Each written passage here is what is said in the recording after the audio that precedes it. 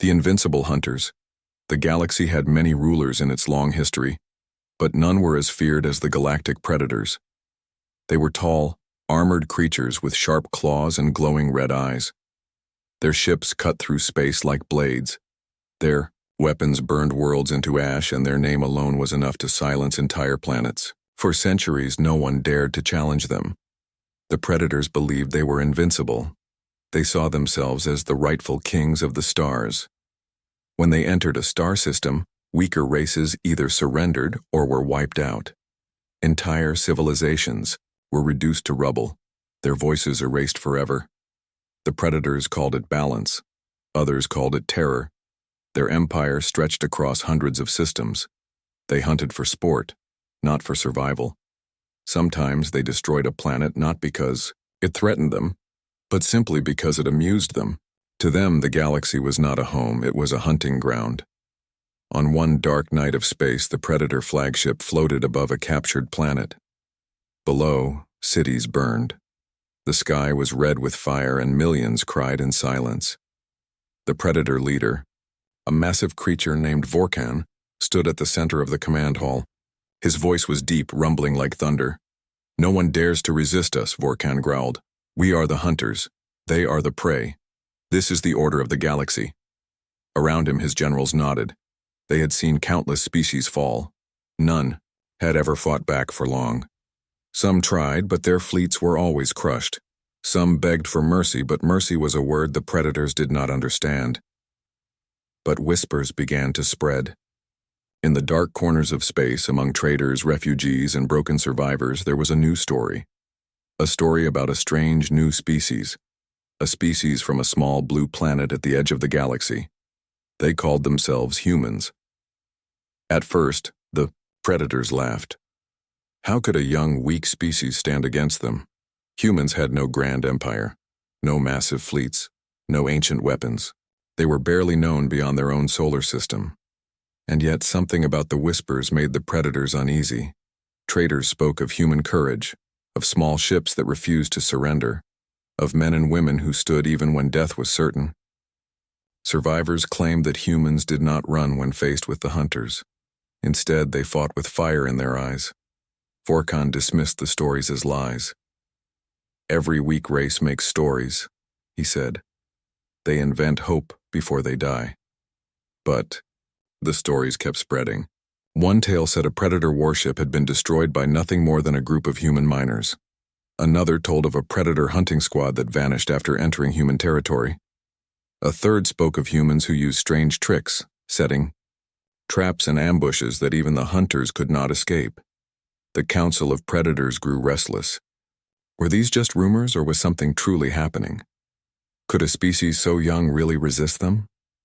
To prove their strength, the Predators sent a hunting fleet toward human space. Their mission was simple: find this species and break them, as they had broken all others. The fleet's commander laughed when he gave the order. "We will show them what it means to face real hunters. Their world will burn, their people will scatter, and their name will vanish from history." But in the quiet of the stars, beyond the edge of Predator space, something waited. A presence that was not weak, not fragile, not afraid. Humans were watching, humans were preparing, and humans were not the prey the Predators believed them to be. In the command hall of the Predator flagship, the lights dimmed as their ships moved closer to human territory. Vorkan stood tall, claws flexing, eyes glowing. "Remember this night," he told his generals. "It is the night we hunt a new prey. By tomorrow, no one will speak of humans again." Yet somewhere in the shadows of space, a single human ship moved silently. Its crew was small, its weapons simple compared to Predator technology, but in their eyes burned something the Predators could not understand. Something stronger than fear, sharper than any claw. Hope.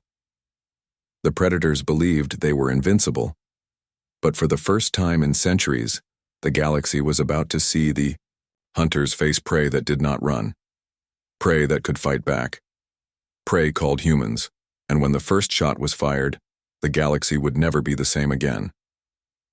First human encounter. The Predator fleet entered human space with confidence.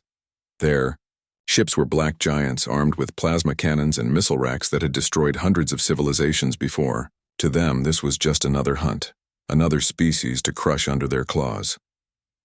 At the edge of a quiet star system, they found what they were looking for, a small human ship drifting near an asteroid belt.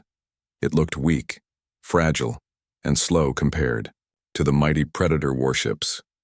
The Predator commander laughed. "This is humanity? This toy ship?" His crew roared with cruel laughter. They sent a warning message. "Humans, surrender your vessel. You are prey.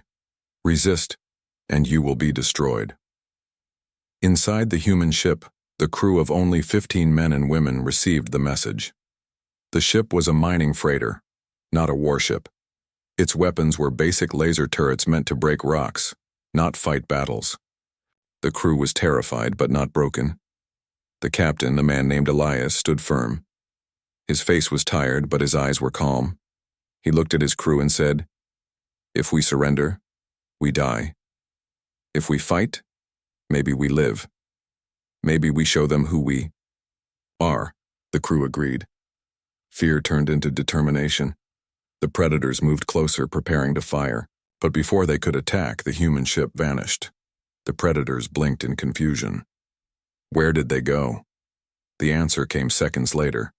The humans had hidden their ship inside the asteroid belt. Using the rocks as cover, they turned their mining lasers into makeshift weapons. One asteroid after another was pushed into the path of the Predator warships. Massive rocks slammed into alien hulls, breaking shields and tearing metal. The Predators growled in anger. Tricks! Cowards! Tricks! But the humans were not cowards, they were clever. One Predator ship was forced too close to a large asteroid. At the last second, the humans detonated hidden charges they had placed on the rock. The explosion shattered the asteroid into thousands of deadly fragments, ripping through the alien vessel. The mighty Predator warship burned, and then it was. For the first time in centuries, the hunters had lost a ship to prey. The Predator commander's laughter faded. His claws tapped the control panel in rage. "This is impossible. They are miners, not warriors." But the humans were already moving again, dodging between the asteroids, striking from the shadows. They used every scrap of knowledge, every ounce of courage. The Predators had more power, more ships, more weapons, but the humans had something different. They had the will to survive. The battle raged for hours. In the end, the human ship was badly damaged. Fires burned across its hull, systems were failing, and many crew were injured. But they were still alive, and 2 Predator ships lay destroyed in the asteroid field. When news of the battle spread, the galaxy trembled. Entire species whispered in shock. Humans, destroyed Predator warships, with a mining vessel. The survivors of conquered worlds felt something strange, a spark of hope.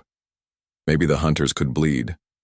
Maybe the invincible were not truly invincible. The Predators, on the other hand, felt something they had not known in centuries: doubt. The commander of the fleet growled to his generals, "This is not the end. We will crush them. We will wipe their species from the stars. No one resists the hunters." But even as he spoke, he could not forget the sight of his ships burning in the asteroid belt. He could not forget the humans who had refused to bow, who had turned rocks and mining lasers into weapons of war. For the first time, the hunters realized that their prey might not be prey at all. Somewhere, deep inside their cold, ruthless hearts, a question began to grow. What if the humans are different? The galaxy was about to find out.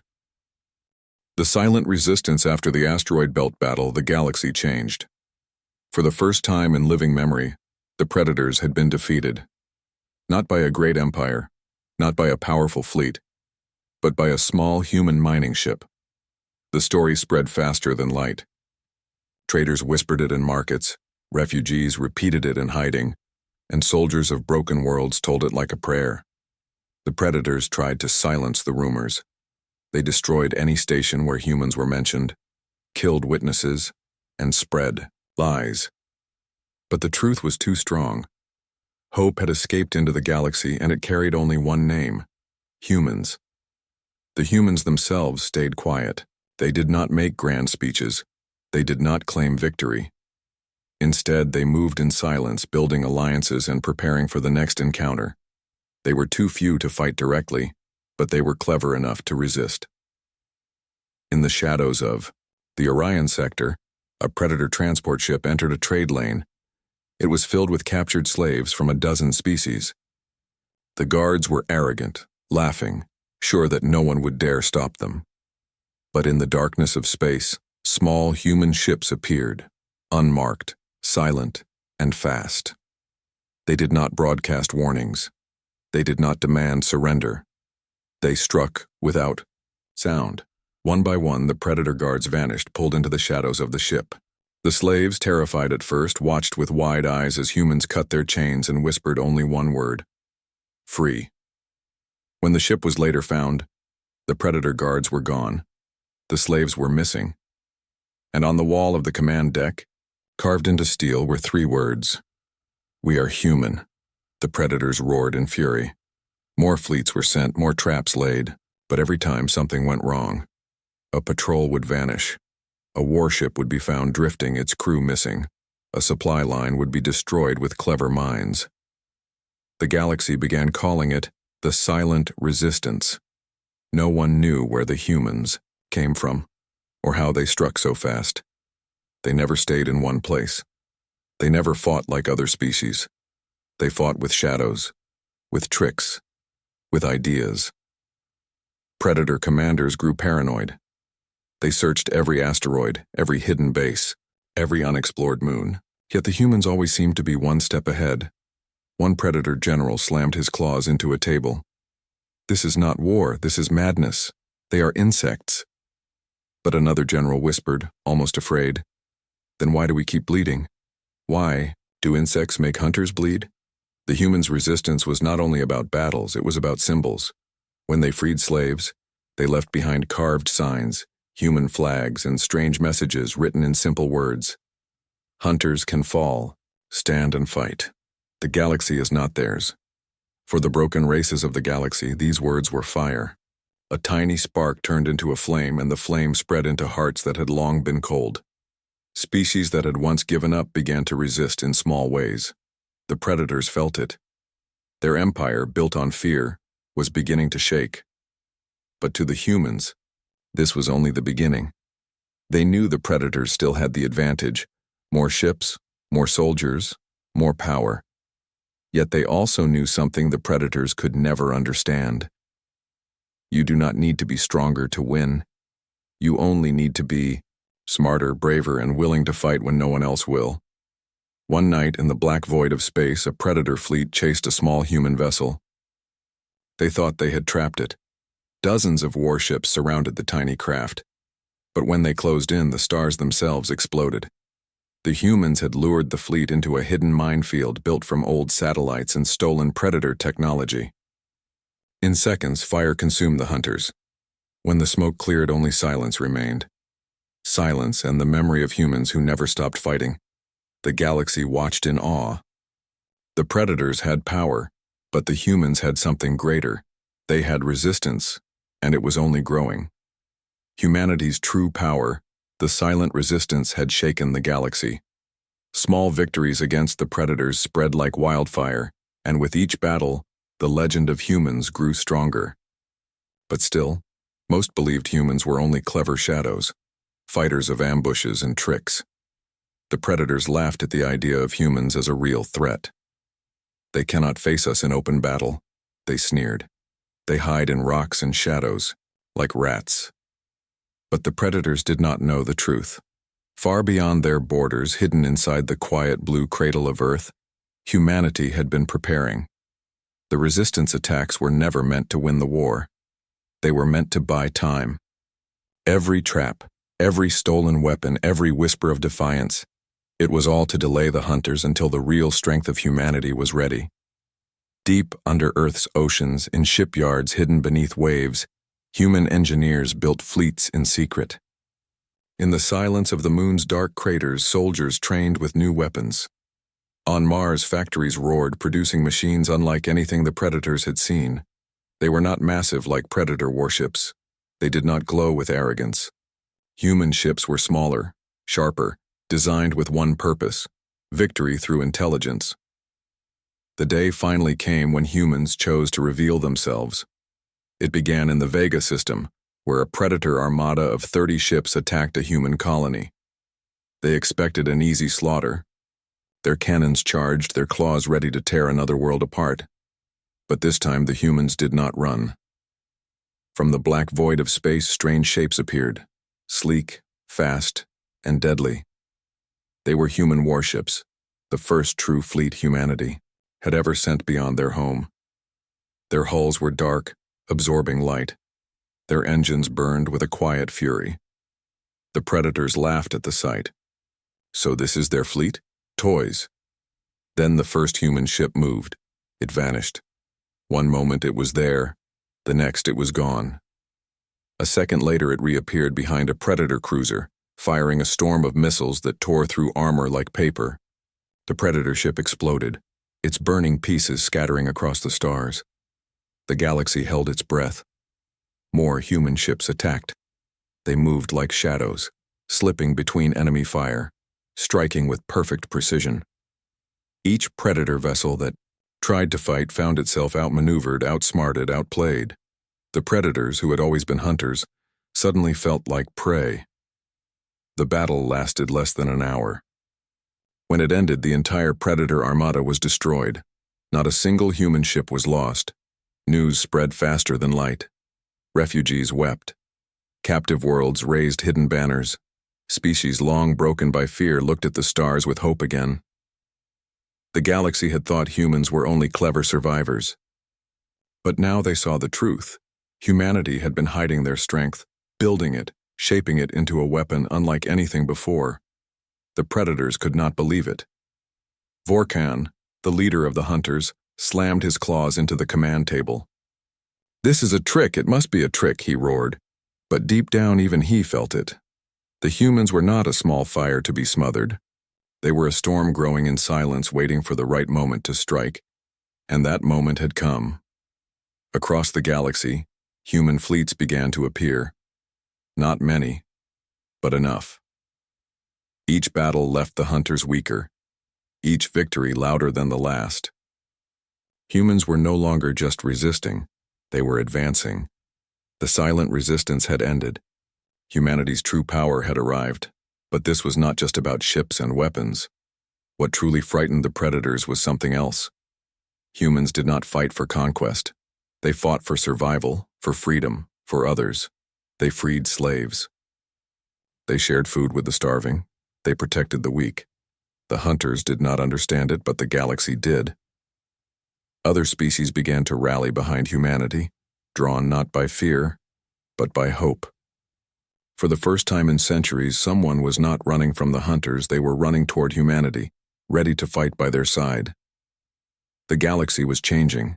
The hunters' empire, once built on terror, now trembled, and in the silence of space, one truth echoed across the stars: the predators had power, but humans had something greater. They had purpose. The fall of the predators, the galaxy had never seen the hunters retreat before. For centuries, the predators were the storm that swallowed worlds. But now, in whispers and broken transmissions, the impossible had begun. Predator fleets running from battles. At the heart of their empire, the Predator High Council gathered in fury. The great chamber shook with their roars. "This cannot be," one general shouted. "They are a young species. They should have been ashes by now." But Vorkan, the leader, said nothing. He remembered the burning wreckage of his ships, the silent human resistance, the way hope had spread across the galaxy like wildfire. His claws scraped against the steel table. For the first time, he felt fear.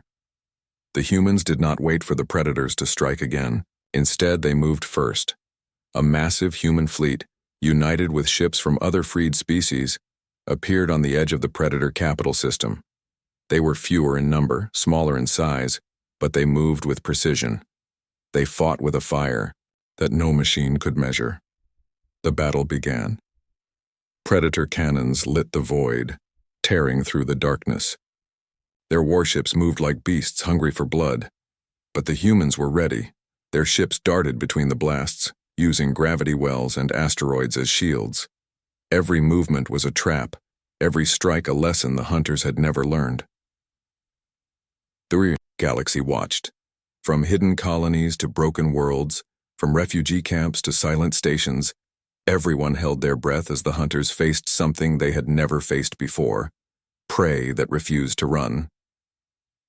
On the bridge of the lead human ship, Captain Elias stood tall. His voice was steady as he gave the order. For every world they burned, for every voice they silenced, today, we end the hunt. The human fleet pushed forward. One by one, Predator ships fell.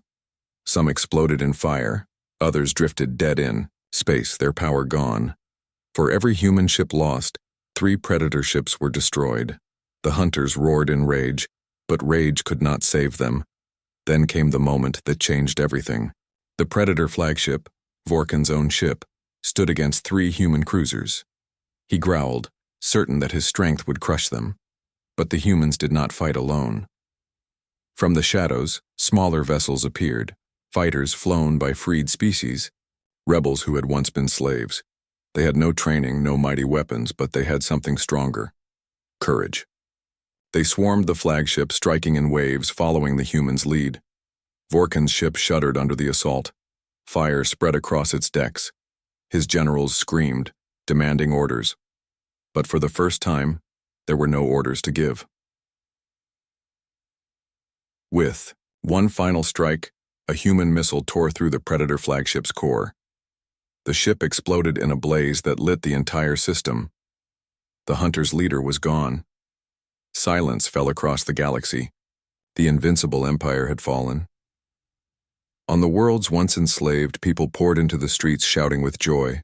Banners of humanity were raised beside alien flags.